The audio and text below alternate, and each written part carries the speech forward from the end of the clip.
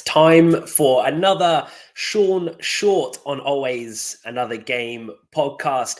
Thank you for everybody joining me today. I want to talk to you about whether the door is always open.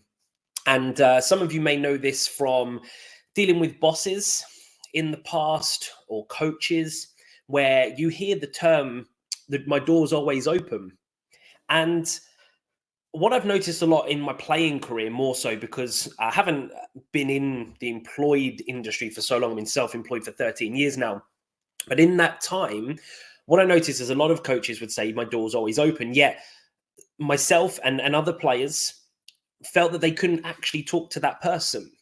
And sometimes it's easy to say something, but you're showing up in a different way. And I don't know whether you've experienced this at all within work, where you needed to talk to your boss or a colleague about something very important, but you knew you couldn't share it in fear of being judged or that they would mock you and laugh at you. So your best way to do this was to do nothing.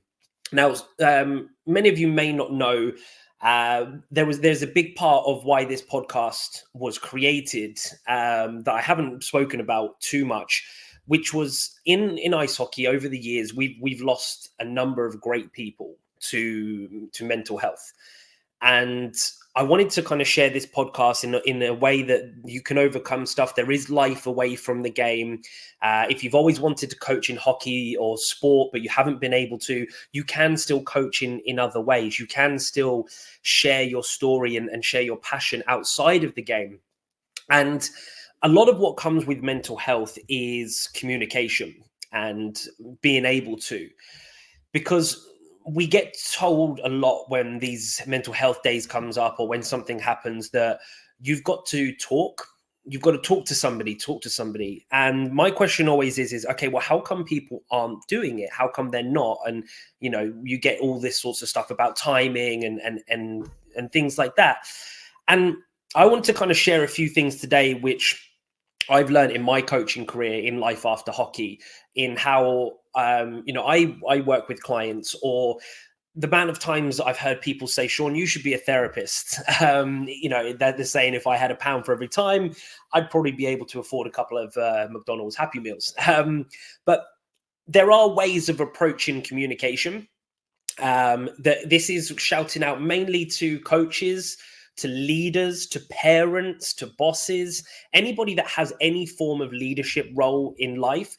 You need to know the words you say aren't necessarily coming across in the actions, in your body actions, or actually in your other words. In the rest of your time, if you're creating an uncomfortable environment for somebody, just saying my door is always open, they can feel and sense the difference. So one thing you've really got to have is you've got to have, and I've learned this a lot over my past few years, is you've got to have empathy. You've got to care about that other person with no gains for yourself.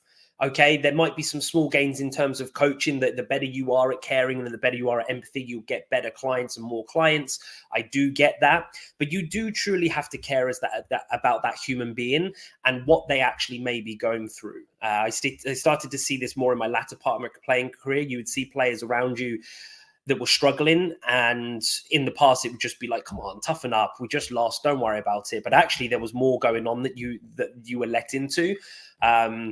And it was only now that I've kind of finished playing that I realized, oh, okay, yeah, there was a lot more going on that I didn't know about and didn't even think it was possible. And that's a big part of empathy, is that you do have to realize that there are other lives going on out there and other things going on that you have to understand will take over somebody's life.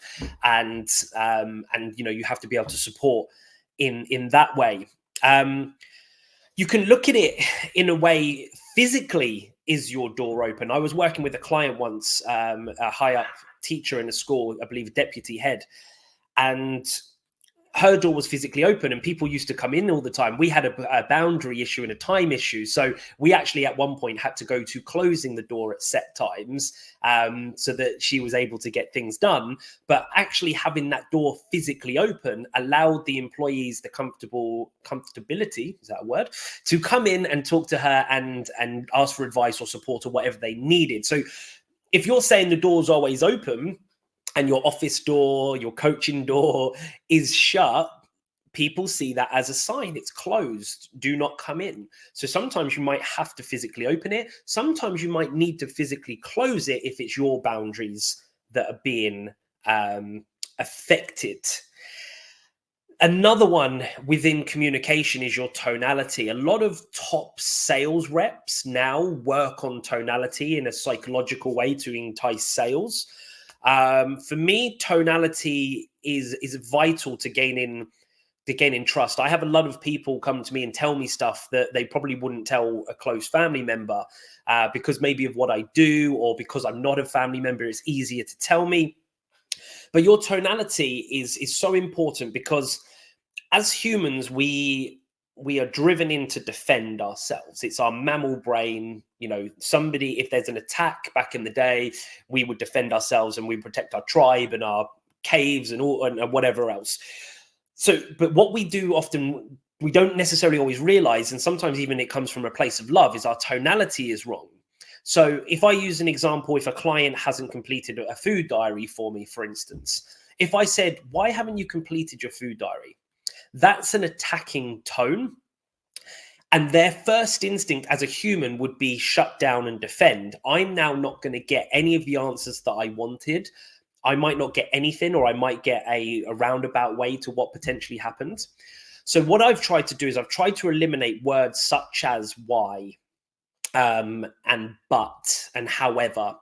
Words that do offer more of an attacking tone, and replace them with more hows and whats. I learned this actually in a fantastic book called Never Split the Difference.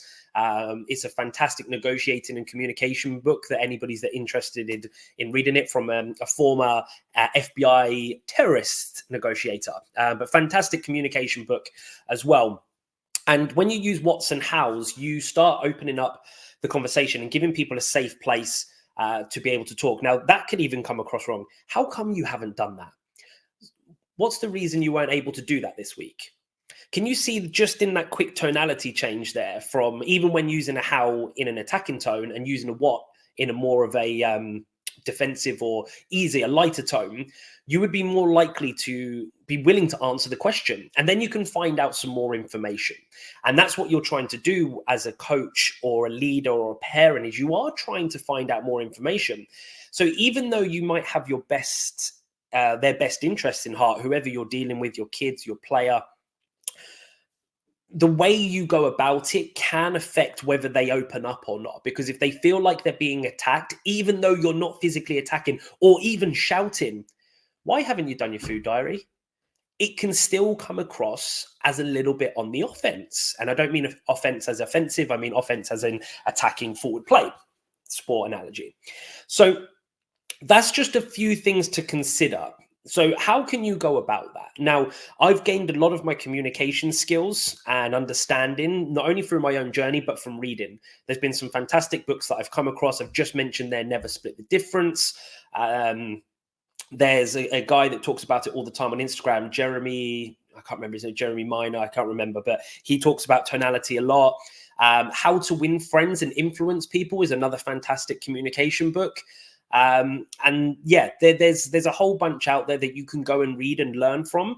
But if you are a leadership in any role in life, I would highly advise you improving your communication skills and your empathy towards somebody, and just creating that pause. Just because somebody, you think somebody's upset that they didn't play enough minutes, or you think your kid's upset because they didn't get a T-Rex in a turkey dinosaur instead of a Stegosaurus, there could be something else going on. And to have the empathy to listen and understand what that could be is a game changer in terms of mental health. And we can all start to get better at this.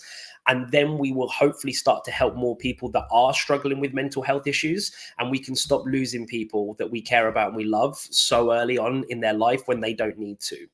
So if you've taken anything away from today, or if you've got any input that you would like to add to this podcast about mental health, I would love to sit down and talk to you. I think it's a very important topic in sport.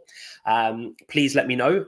If you've just taken anything away from listening and you feel somebody needs to hear this, a parent, a leader, a coach, a boss, please share it with them directly. This podcast is aimed at just helping one person on each episode. And as the episodes stack up, we are doing just that. Just from the feedback I'm getting, we are helping at least one person on each episode, and I absolutely love it. So thank you so much for joining me today. Please share away, and remember, there is always another game.